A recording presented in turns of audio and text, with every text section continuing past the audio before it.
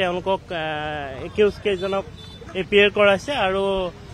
সকলোখিনি পৰ্যবেক্ষণ কৰাৰ পিছত মহামান্য আদালতে তেওঁলোকক ন্যায়িক জিম্মালৈ প্ৰেৰণ কৰিছে এটাই কেইজনকে ন্যায়িক জিম্মালৈ তেওঁলোকে কোনো ধৰণৰ জামিন বিচৰা নাই এই সংক্ৰান্তত ময়ো এখন এজাহাৰ দিছিলোঁ লতাশিল থানাত আৰু মই তাতে স্পষ্ট কৰিছিলোঁ যে চেণ্ট্ৰেল গভৰ্ণমেণ্টক কমিউনিকেট কৰিব লাগে বিষয়টো আৰু আমাৰ এফআইআৰখনো ইতিমধ্যে তাতে এডিশ্যনেল এফআইআৰ হিচাপে ৰেজিষ্টাৰ হৈছে আৰু এইটোকে যিহেতু 18/25 CID কেছ গোচৰ আৰু আমাৰ কেছটো এডিশ্যনেল এফআইআৰ হিচাপে তেওঁলোকে ৰেকৰ্ডত ৰাখিছে তাৰ ইনফৰমেশ্যনো মই কিবা আমি দিয়া এফআইআৰখন কি হ'ল সেইখিনিও মই ইয়াতে বিচাৰিছোঁ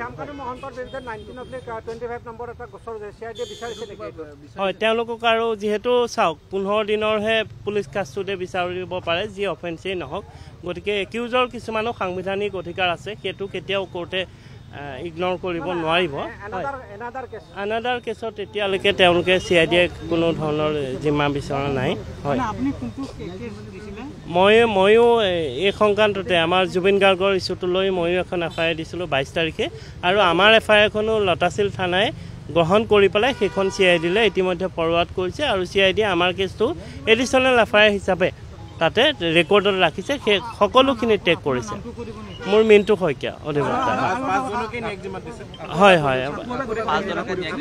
হয় চাওক ইতিমধ্যে 14 দিনৰ ন্যায়িক জিম্মা শেষ হৈছে আৰু পুলিচ কাষ্টডিতে পুলিচ অথৰিটিয়ে হওক CIDয়ে হওক তেওঁলোকে কেৱল 15 দিনহে ল'ব পাৰে সৰ্বমুঠ 15 দিন ল'ব পাৰে গতিকে এয়া সম্পূৰ্ণ হৈছে সেই নিমিত্তে CID অথৰিটিয়ে তেওঁলোকক আটাইকেইজন একিউজকে মহামান্য আদালতত কি কৰিছে এপিয়াৰ কৰাইছে প্ৰডিউচ কৰিছে আৰু মহামান্য আদালতে সকলোখিনি তথ্য সুন্দৰভাৱে পৰ্যালোচনা কৰি মেডিকেল কৰা কিছুমান একিউজৰো অধিকাৰ থাকে সেইখিনিও চাইছে চোৱাৰ পিছত তেওঁ সকলোখিনিকে ন্যায়িক জিম্মালৈ প্ৰেৰণ কৰিছে হয় তেওঁলোকে যিহেতু একিউজ কেইজনৰ হৈ কোনো ধৰণৰ বেল পিটিশ্যন এতিয়ালৈকে দিয়া নাই হয় তেওঁলোকৰ কোনো ধৰণৰ অধিবক্তা নাই আৰু যদি দিলেহেঁতেন মই আচলতে বেল অবজেকশ্যনৰ মই পিটিশ্যন ৰাখিছিলোঁ লগতে যে যদি কোনোবাই বেল পিটিশ্যন তেওঁলোকৰ হৈ ছাবমিট কৰিলেহেঁতেন তেতিয়াহ'লে মই আমাৰ গোচৰটোতে অৰ্থাৎ অসমৰ ৰাইজৰ হৈ মই আজি অবজেকশ্যন ফাইল কৰিলোহেঁতেন হয় চাওক সেই বিষয়ে কোৱা নাই গতিকে সম্ভৱতঃ চাগে আমাৰ চেণ্ট্ৰেল জেলতে ৰাখিব তেওঁলোকক আৰু সেই বিষয়টো আৰু জেল কৰ্তৃপক্ষৰ সিদ্ধান্ত ল'ব গতিকে অসমৰ ৰাইজৰ আৱেগ আমিতো আৰু আইনৰ ছাত্ৰ হিচাপে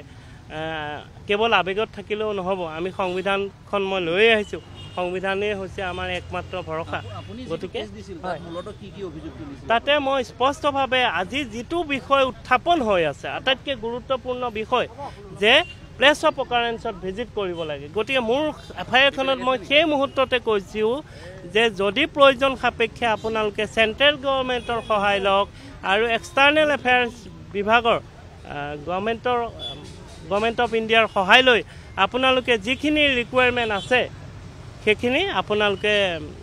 পৰ্যালোচনা কৰি আপোনালোকে গ্ৰহণ কৰক সেই কথাটো মোৰ এফআইআৰখনত আছে গতিকে সেইকাৰণে মই আজি দাবী কৰি ক'ব পাৰোঁ যে যিমান কেইখন এফআইআৰ নাহক কিয় কিন্তু মই দিয়া এফআইআৰখনে এটা খুব ভাইটেল পইণ্ট এটা ক্ৰুচিয়েল ভূমিকা ল'ব বুলি মই ভাবোঁ